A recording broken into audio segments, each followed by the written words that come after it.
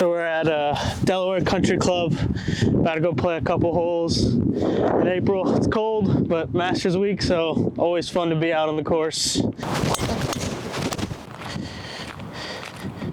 Golf has been a staple of our family since I was born. My dad worked for the Franklin County Data Center in Columbus, and I think he was watching Tiger in the US Open or the Masters. And he just was like, if Tiger can do it, I can do it. So he goes out the next day and tries it out and fell in love with it, and ever since then, brought my family along, and we've been on this journey.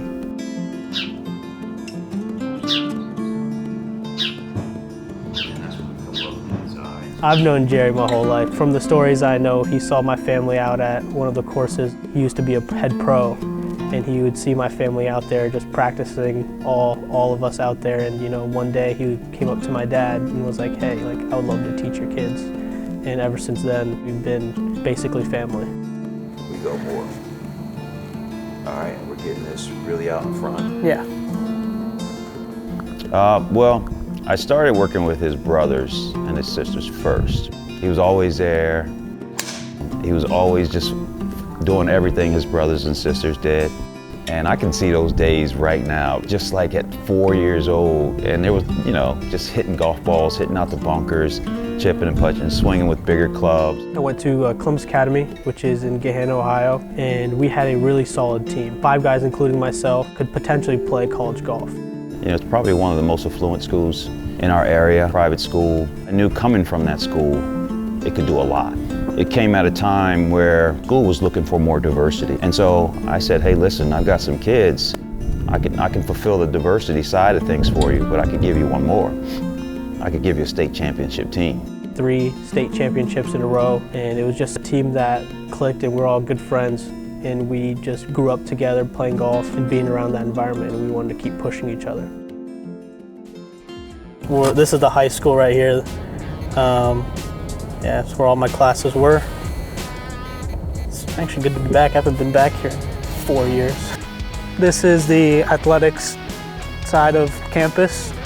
I'm gonna be going in, looking at a couple of the weight rooms, the other stuff, the state banners, basketball arena, and then a good glimpse of what campus looks like from the other side.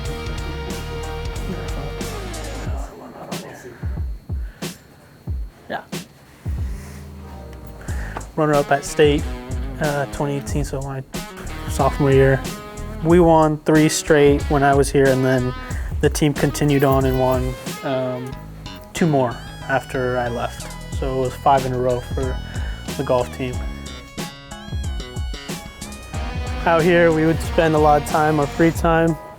This was, especially in that glass part there in the middle building, was the arts building. Had a couple classes in there. One of my teachers, Mr. Block, was a really big influence on me with art. And so that's where I learned a lot about architecture and art history, stuff like that. My dream job would be a golf course architect, being able to design courses, redevelop courses, be able to put my experience, blend of competitive golf and design side into a golf course. Ali is such a unique story within the framework of our program.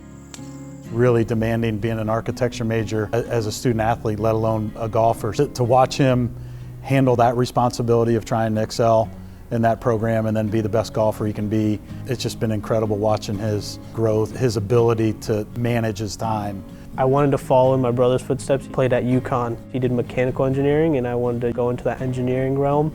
And the more I looked at universities and schools, I found architecture and wanted to then go down that path, and I felt like Ball State would have been the best fit for me. It didn't surprise me. He's a golfer by heart. He loves the game, and when he wanted to go in architecture, that was, to me, kind of a no-brainer. He's played the game enough to be able to have great insight into the challenges that are required.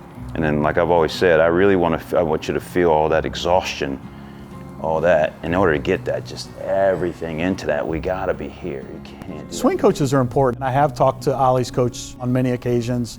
Obviously there's a parallel. I want to make sure that what a swing coach is working on with one of my guys is parallel to what I'm watching and what I'm seeing and what I think he needs to work on. Coach Hammond has a pretty strong stable of players over there in Central Ohio. It's awesome that we can lean on those people a little bit too to help our young men make progress. Coach Fleck was somebody who believed in me. He was also one of the few coaches that was there throughout the last 5 years. It's shown how much Fleck has cared for me and helped me grow as a player.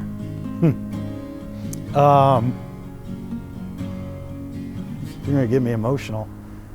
He's come in and he's done a great job. He's done everything that I've asked him to do. The thing that I'm gonna remember probably most about him is, my gosh, we won a MAC championship with him. That's pretty special, and he's gonna be able to carry that on for the rest of his life, something that I'll remember for mine as well. Without Jerry, probably wouldn't have been here today. He's been an integral part of my whole recruitment process and being able to improve week in and week out throughout the summers. And he was there for me, and he pushed me to reach out to as many schools and grow as a player. So Jerry has been there for my family and myself for a long time. He's focused, he's committed, he's resilient. I want to go pro. I want to be able to take my game to the next level and play professional golf. I know that it's going to be tough and it's going to be a journey, but I'm ready for it. Golf is a grind. I see a bright future. I think he has the game to do it, and I think he has the mentality, obviously. I think he's going to be highly successful.